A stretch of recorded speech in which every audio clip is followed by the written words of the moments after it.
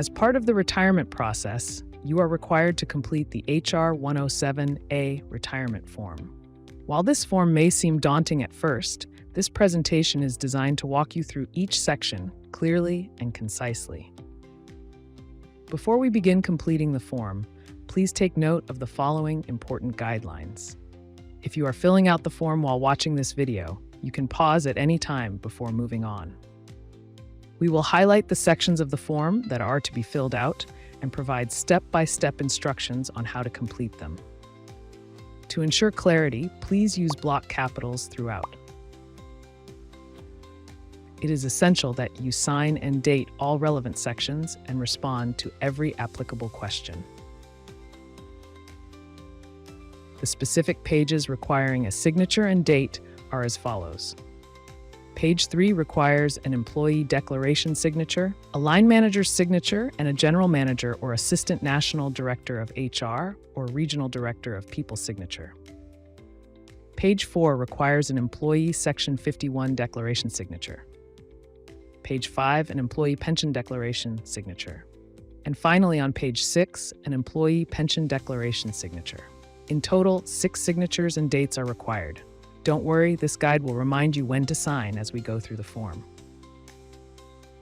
To ensure the proper completion of this form, it is essential to collaborate with your line manager, who will verify its accuracy. Once the form is completed, your line manager will arrange for the general manager or the assistant national director of HR or regional director of people to sign the appropriate section. Please ensure that the completed retirement form, HR107a, reaches your local pension section no later than 3 months before your retirement date. Failure to meet this deadline may result in a delay in processing your pension benefits. To illustrate the completion of the retirement form HR107a, we are going to use a fictional employee called Joe Bloggs as an example. Joe works as a porter. He has an additional voluntary contribution, or AVC, and is in receipt of a pension from another public body, the Irish Defence Forces. Page 1. To be completed by the employee. In the title section, please tick the appropriate title. Then enter your first name and surname. Your pension start date is the day immediately following your last day of service. Please ensure that this date accounts for any remaining annual leave, as all leave must be taken before your pension commences. Payment for unused annual leave is only available if you are retiring on the grounds of ill health. It is mandatory to include your retirement date on your form, as it is required to calculate your pension benefits. Enter your HSE personnel number. Enter your date of birth, your PPS number, and your gender. Tick the box as appropriate. For the contract type, please indicate whether you are an officer or non-officer by ticking the appropriate box. Examples of officer grades include nursing, clerical, admin, medical, dental, and health and social care professionals. Examples of non-officer grades include porters, attendants, healthcare assistants, EMTs, and maintenance staff. Former health board or area name, please enter your HSE area, for example, HSE South. In the service area, hospital name box, please enter your current workplace, such as Cork University Hospital. Employed as or as grade. In our example, Joe Bloggs was employed as a porter. Please select the reason for your retirement from the following options. Please note, if you are applying for preserved benefit, you can skip this section and continue to the correspondence section below. You have reached one of the following criteria for reaching minimum retirement age. If you started in public service employment before 1st April 2004, and you have not had a break in public service employment of 26 weeks or more since, the minimum retirement age is 60 years, and the maximum retirement age is 70 years. If you started in public service employment on or after 1st April 2004 for the first time, or after a break in service of 26 weeks or more, the minimum retirement age is 65 years, and there is no maximum retirement age. If you started on or after the 1st of January 2013, as a new entrant to the public service, or after a break-in of more than 26 weeks from previous public service employment, you are a member of the Single Public Service Pension Scheme. The minimum retirement age is in accordance with the contributory state pension age, which is currently 66, and the maximum age retirement is 70. If you wish to retire on the grounds of ill health, you must be referred by your line manager to your local occupational health department for assessment. Your application will be reviewed by an occupational health doctor, who will require written medical evidence from your GP and/or treating consultant in order to carry out this assessment.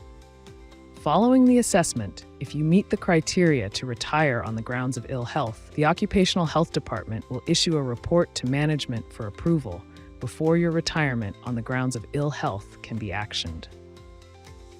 Cost-neutral early retirement allows eligible employees to retire with pension benefits from age 50 for non-new entrants or from age 55 for new entrants, subject to line manager approval.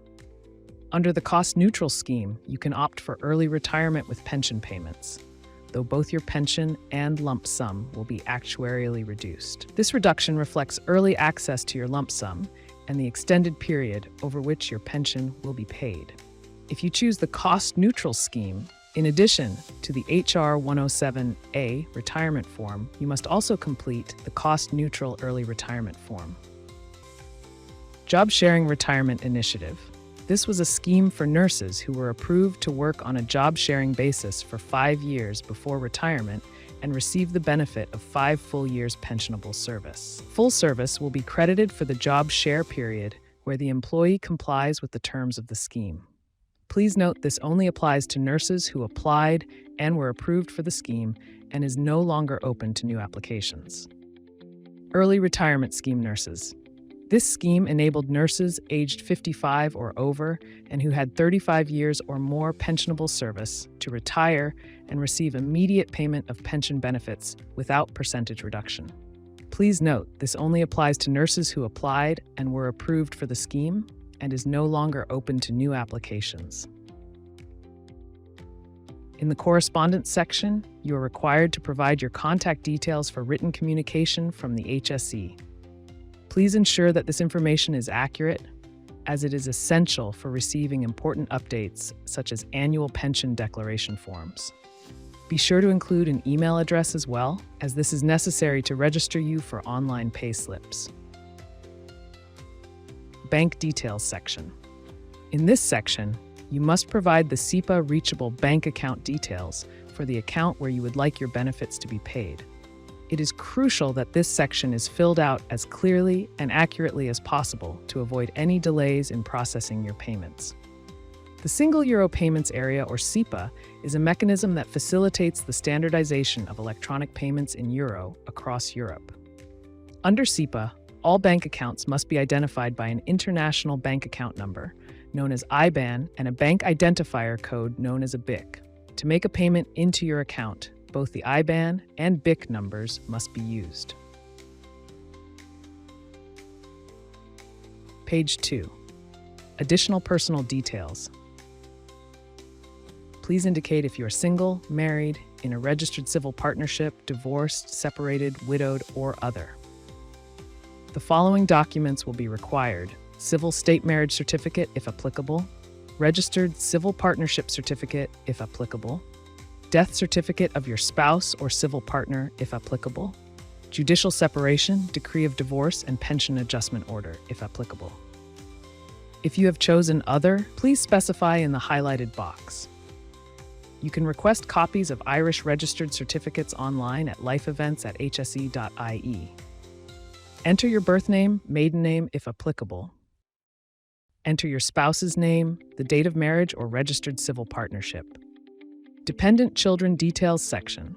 Please complete this section if you have any of the following dependents: children under the age of 16, children up to the age of 22 who are in full-time education or apprenticeship, adult dependent children who are unable to support themselves due to a medically certified permanent infirmity. Make sure that you enter their date of birth as well as their name. Third-party payroll deductions. The National Pensions Management can facilitate deductions from your pension to the following third-party companies: VHI, Hospital Saturday Fund, New Ireland Assurance, Irish Life Assurance. Please ensure the company's policy number is included on the form. Additionally, deductions can be made from your pension to the following companies, but you must contact them directly after receiving your first pension payment. Be sure to quote your new pension or personnel number from your pension payslip. For any other third-party payroll deductions, you will need to arrange continuation of payments directly with the relevant company, as these cannot be facilitated through your pension. Page 3. Employee Declaration. This is your first signature on the HR107a. Don't forget to date it as well. Now it is the turn of your line manager to sign and complete their section.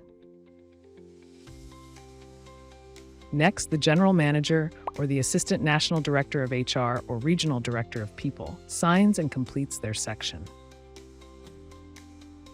Before ensuring that your form reaches your local pensions office, your line manager must ensure that all sections of the form are fully completed and that the General Manager or Assistant National Director of Relevant Service or Regional Director of People has signed the relevant sections.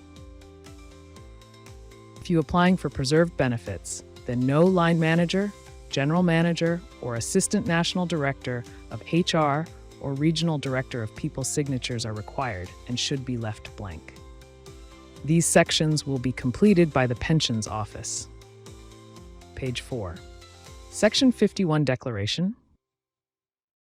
You must declare any pension benefits accrued under a public service pension scheme. This includes benefits that are either currently in payment or preserved, excluding the HSE pension that you are now applying for. This information must be submitted to the HSE in compliance with the Public Service Pensions Act 2012. You do not need to declare the contributory state pension formerly known as the old age pension or widow's pension, if applicable. If you answered yes to any questions highlighted, please fill in the required details.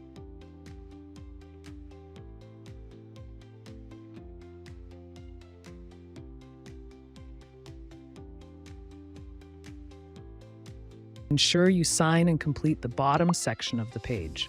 Failure to do so will result in the form being returned, causing a delay in processing your pension benefits. If you have a separate pension entitlement from another public service employment and require assistance completing this section, please contact the former employer or pension provider.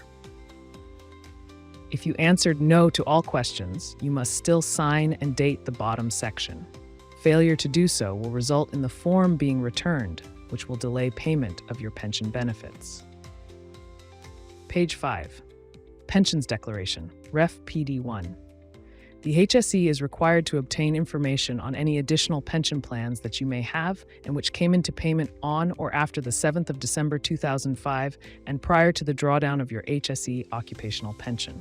You are required to provide details of any pension plans you have outside of the HSE. The most common type of pension plan is an additional voluntary contribution, or AVC. There are several questions that need to be answered on this page. We will go through them one by one. Question 1. Have you received or are you receiving any pension-related payments since the 7th of December 2005? This excludes the HSE pension benefits for which you are currently applying for. Question 2. Have you made a payment or transfer to an overseas pension scheme? Question 3.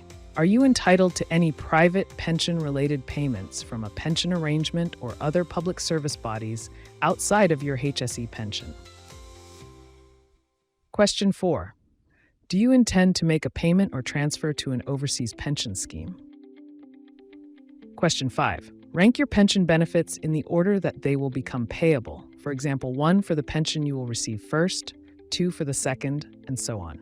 In cases where 2 or more pension benefits fall on the same day, it is up to you to choose which comes into payment first, and you need to indicate which pension is paid first, second, etc. Question 6.